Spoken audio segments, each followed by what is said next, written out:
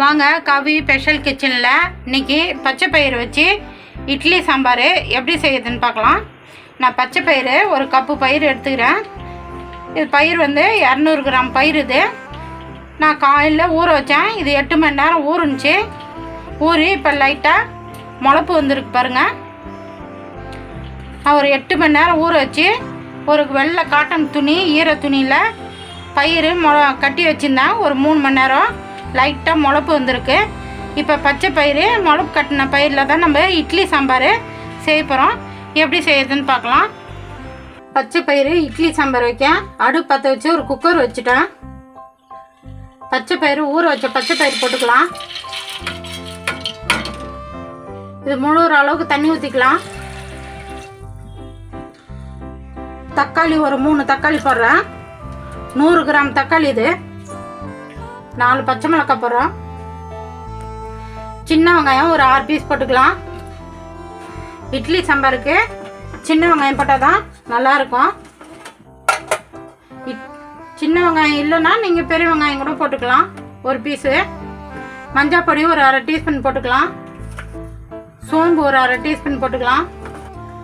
ஜீரகம் ஒரு 1/2 டீஸ்பூன் போட்டுக்கலாம். மூடி போட்டு மூடிடலாம். வெயிட் போட்டுடலாம். இது நல்லா ஊறின பயிர் தான். 3 விசில் வச்சா நல்லா குழஞ்சிடும். 3 விசில் வரட்டும். இட்லி சாம்பாருக்கு பச்சை பயிர் வேக வச்சோம். 3 விசில் வந்துச்சு. வெயிட் இறங்கிடுச்சு.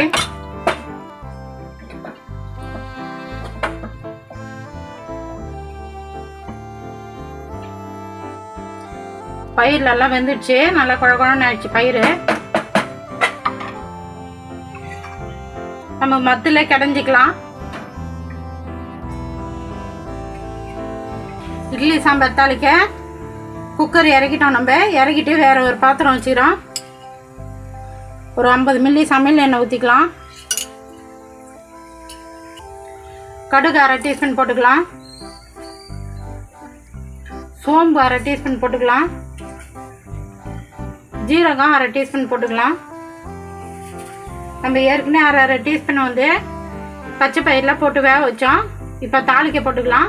வெந்தயம் ஒரு 1/2 டீஸ்பூன் போட்டுக்கலாம். வரமிளகா ஒரு 3 கிள்ளி போட்டுக்கலாம். ஒரு கைப்பிடி கருவேப்பிலை போட்டுக்கலாம். சின்ன வெங்காயம் ஒரு 10 வெங்காயம் போட்டுக்கலாம். நான் முழுசாக போடுறேன். வெங்காயம் ஒரு கண்ணாடி பதம் வந்தால் போதும். பூண்டு பல் ஒரு 10 பல் தட்டி நம்ம எண்ணெயில் வதக்கி போட்டுக்கலாம். நல்லா சாம்பார் நல்லா வாசனையாக நல்லாயிருக்கும். உங்களுக்கு பூண்டு இப்போ போட பிடிக்கலன்னா நீங்கள் பச்சை பயிர் வேக மாட்டே நீங்கள் பச்சை பயிரில் போட்டு வேக வச்சுக்கலாம். ஒரு 10 பல் பூண்டு. வெங்காயம் ஒரு கண்ணாடி பதம் வந்துச்சு. இது இட்லி சாம்பாருக்கு தகுந்த மாதிரி உப்பு போட்டுக்கலாம்.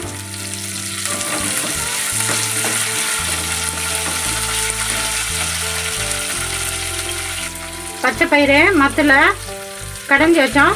அது போக ஊற்றிக்கலாம்.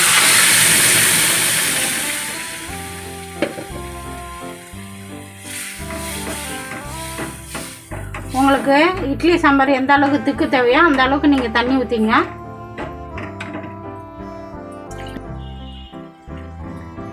குக்கர் கழுவி தண்ணி ஊற்றிக்கலாம்.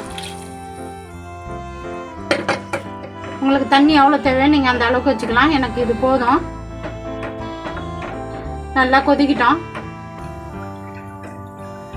சாம்பார் நல்லா கொதி வந்துடுச்சு. நம்ம போட்ட உப்புலாம் திட்டமாக இருக்குது. ஒரு கைப்பிடி கொத்தமல்லி தழை போட்டு நம்ம இறக்கிடலாம்.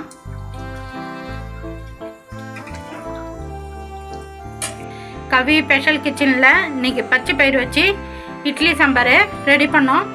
நல்லா சூப்பராக ரெடி ஆயிடுச்சு. இட்லிக்கு பூரிக்கு சப்பாத்திக்கெலாம் சூப்பராக இருக்கும். நீங்கள் ஒரு முறை செஞ்சு பாருங்கள். நான் இட்லி ரெடி பண்ணி வச்சுக்கிறேன். இட்லி மேலே ஊற்றிக்கலாம். இட்லிக்கு தோசைக்கெலாம் சூப்பராக இருக்கும். நான் எப்படி செஞ்சேன்னா அதுமாதிரி செஞ்சு பார்த்துட்டு எப்படி இதுன்னு சொல்லுங்கள். எனக்கு சப்போர்ட் பண்ணுங்கள். இந்த வீடியோ பிடிச்சிருந்தா லைக் பண்ணுங்கள், ஷேர் பண்ணுங்கள், சப்ஸ்கிரைப் பண்ணுங்கள்.